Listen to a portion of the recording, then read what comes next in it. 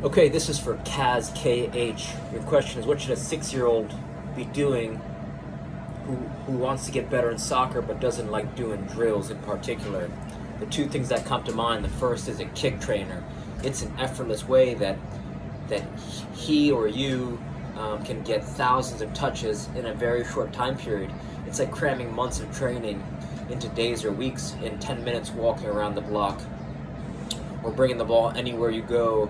Right, in 10 to 15 minutes you could get 1,200 touches, and it's immediate feedback. Right, each time you strike the ball, it's gonna swing and then come back to you. So you're gonna be able to just develop a deeper awareness of where the ball is traveling, as well as work on your balance, timing, rhythm, coordination, passing, shooting, first touch. It's kind of like an all-in-one. It's cheap. Right, $24 gets you an SKLZ solo kick trainer, or you can make one yourself with a size 1 ball, size 2 ball, and some length of rope and some duct tape. You kind of want the rope to be as long as your hip bone goes to your ankle, maybe a little bit shorter, and then you could tie a knot on the end of it, and you could play music with it. Right, you could pair it. Sometimes there'll be music on at the gym, or someone will be playing music at the park, and I'll use the rhythm of the music to just go to match that tempo of the song while you're striking the ball. Could also,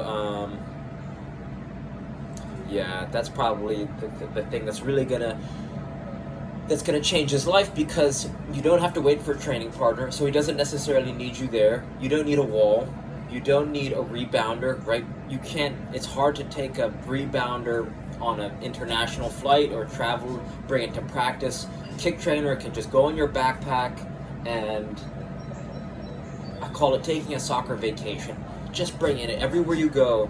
Right? I helped coach soccer this past fall at the local college, and like one of my new rules is always bring a size 1 ball or a kick trainer or an RMT rope around with me, so that when some of my players see me out, they see that I'm always getting touches, even though I'm not even playing. Right, for a team, I'm still getting better, so that next time I step on a field, right, it's like clockwork. So that's the first tool. The second tool, something that's a lot of fun, doesn't seem like a drill. You want to invest in a size, or in a 20-gallon brute barrel, 10-gallon brute barrel. Basically, a small garbage can, or if you don't even need to invest in one. You could just use a garbage can that you have, garbage cans at the park that you said you go to, and you want to start playing the barrel game. The barrel game is using different parts of your body to juggle into a garbage can or a barrel or any type of vessel. And what this allows you to do is it gamifies juggling while moving forward, right? So it's a fun way to develop juggling abilities, but with a forward ambulation, right? Just moving forward and juggling. And why this is important, because you could start to measure your abilities, right? Because you could tell a kid, oh, juggle for 5 minutes, juggle for 10 minutes, and they don't know if they're doing it well or if the quality of their touch is good. But when you start to say, okay, a player can see if they're a few steps away from the barrel, and they can juggle it in, and then maybe next time they're 4 steps away, next time they're 5 steps away. So it allows you to it gives a target that you could start to aim to, just like you aim to the goal, right? Just like teams have to aim towards the goal to score. It helps players begin to develop the ability to orient themselves to where they want to go. And I'm not saying that it's more effective than juggling. It's just a different tool or strategy to help him have a lot of fun in an effortless way. So you can start to race each other, right?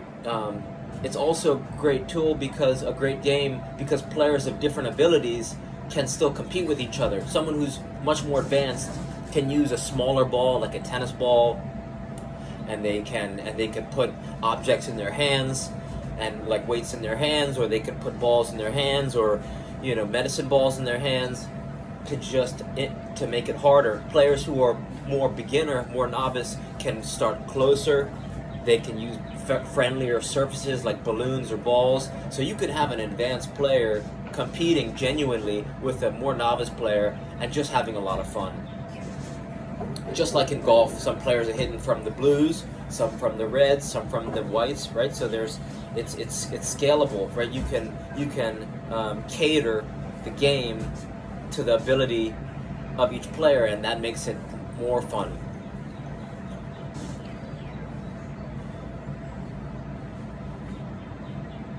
There's two things come to mind. The first is a dribble up ball. Dribble up ball is a ball, a special ball that players can use with their cell phones. So it gamifies ball skills mastery. So it may not appear as drills to him, but if he's following along with the game. At first I was opposed to this idea because I was thinking, okay, minimize screen time. But then I realized that playing games, I've played hours and hours of games, either on the computer, on gaming stations, whatever. So I think if it can encourages good activity and a fun way to develop skills and abilities, then I think checking out the dribble up ball might be something that you'd consider, and that he would consider having fun with. And those are the big three, right? Because each thing is the most fun and effortless variation. It's like if you can gamify, make it everything. You want to try to make. Not everything can be made into a game, but the things that can be gamified, well, why not? If it's a better way to help teaching as a teaching tool. So give those things a try. I really think they'll help. And reach out with any questions. All right, thank you.